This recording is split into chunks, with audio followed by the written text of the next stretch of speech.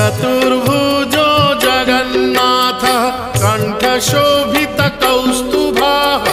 पद्मनाभो देवगर्भश्चन्द्रसूर्यविलोकनः